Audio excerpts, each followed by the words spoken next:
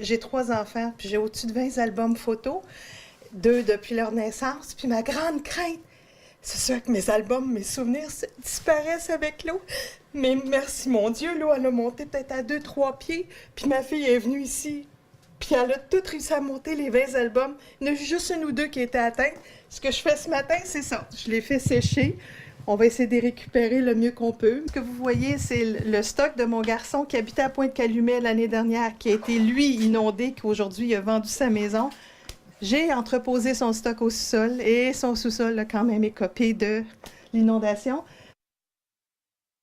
Si vous allez voir, quand on dit une image vaut 1000 mots, on est dans un sous-sol qui est aménagé en logement, 31e avenue, Sainte-Marthe-sur-le-Lac.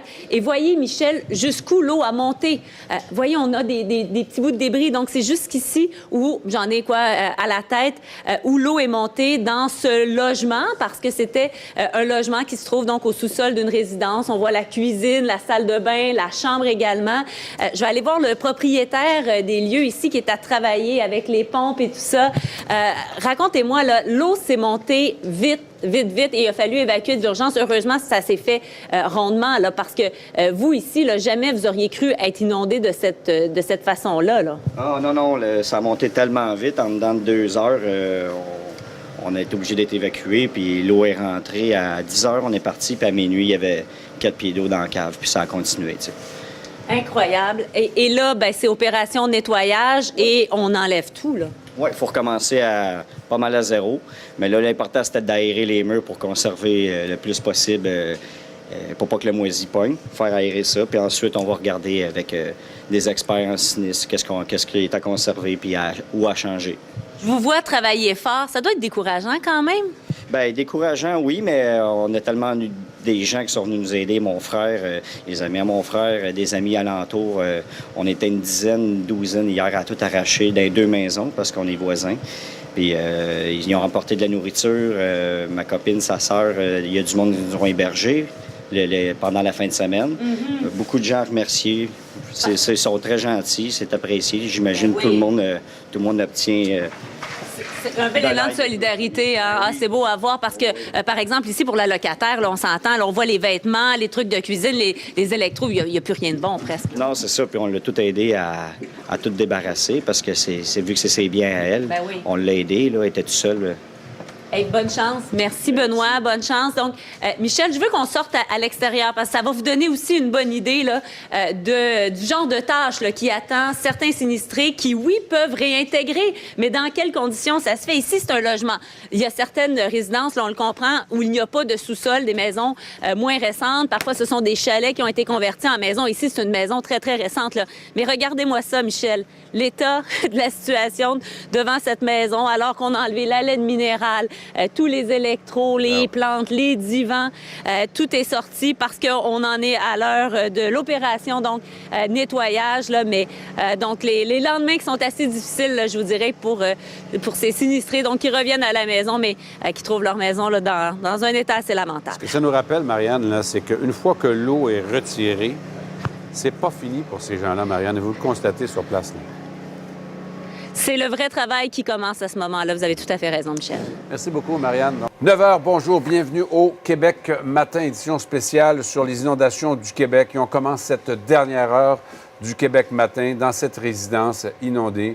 Et on voit ces images qui nous parviennent en direct, donc, d'une résidence. Et tout de suite, on comprend exactement ce que vivent les gens là-bas. Bien sûr, nos pensées les accompagnent. Marianne, donc, vous êtes sur place dans cette zone où les citoyens peuvent commencer à réintégrer leur maison. Et je regarde les images que vous nous envoyez avec votre caméraman. Et c'est désolant quand même, hein, les gens qui retrouvent ce genre de spectacle quand on retourne chez soi. C'est incroyable. Encore plusieurs pieds d'eau dans ce sous-sol. Voyez, nous, on est en direct d'un sous-sol de la rue Lambert, Sainte-Marthe-sur-le-Lac. Et je vous dirais qu'à ce moment-ci, là, mon caméraman qui a des grandes culottes de pêche, mention d'honneur à lui, parce qu'il est à quelques centimètres d'en avoir par-dessus donc ses pantalons de pêche, là, parce qu'il y a beaucoup d'eau. Et vous le voyez, je suis avec le résident, le propriétaire donc de l'endroit, M. Alain Pilon. Racontez-moi, faites-nous une visite des lieux, là, parce que nous, on peut pas descendre plus que ça. C'est vraiment incroyable. Là. Disons, en bas, ce que vous avez vu, ce qui en reste du moins, c'est à gauche, c'est un bar rétro un peu que j'avais organisé. Ensuite, il y avait une boule disco, il y avait un écran au plafond, il y avait système de son, divan et tout. Malheureusement, bien là, il reste plus rien. Donc, il faut vider tout cet eau-là présentement et ensuite démolir tout et recommencer à zéro. C'est tout ce qu'on peut faire de plus. C'est désolant. Il n'y a pas de mots.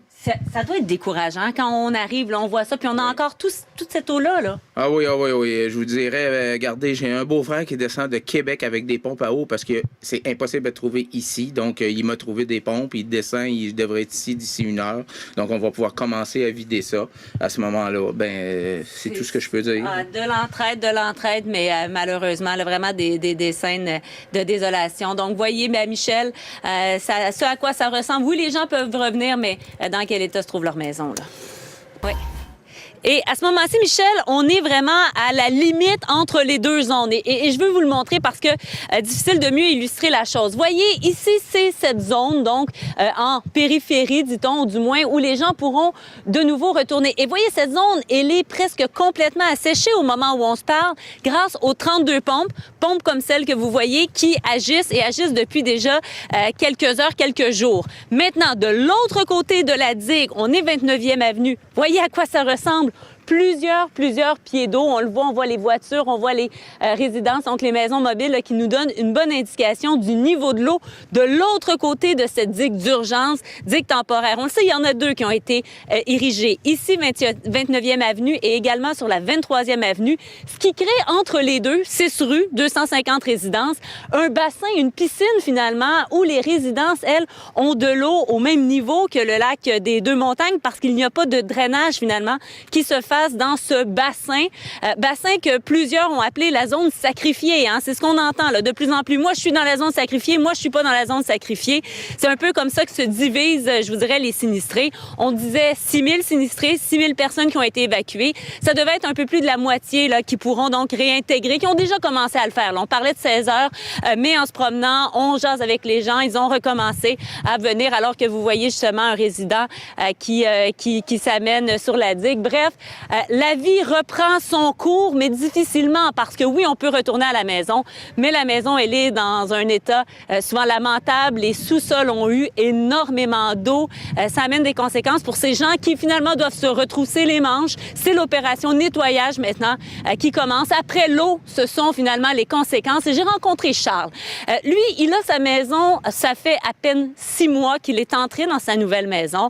Vous allez voir un peu le genre de scène à laquelle il a assisté lorsqu'il est revenu. Et là, on le voit, l'eau est montée jusque-là. Oui, exactement. À peu près 4 pieds et demi d'eau dans le sol. C'est mon bachelor dans ma maison. Montre-nous dans ça. Et si tu regardes, là, tout flottait. L'eau a été arrachée, le frigidaire, il flottait. Tout flottait. Donc là, c'est opération nettoyage. En plein ça, on sort le stock aujourd'hui, puis on va commencer à nettoyer. On va essayer de stripper les murs pour pas que la moisissure monte plus haut. On va essayer de sauver le plus possible de stock, mais on recommence. Je vais garder peut-être 3 pieds de mur au plafond jusqu'aux prises les switches de prise pour les lumières, puis après ça, le reste, on scrape. Mais là, c'est tout un travail. Ouais. Moi, j'ai fini de construire ma maison en novembre dernier. J'ai pris possession en novembre dernier. C'était une autoconstruction qui m'a pris 1 an. Puis là, c'est ça, on recommence. C'est un peu décourageant. Oui puis non. Il ne peut pas rien faire de plus. Là. C'est arrivé, on va se relever puis on va continuer. Là.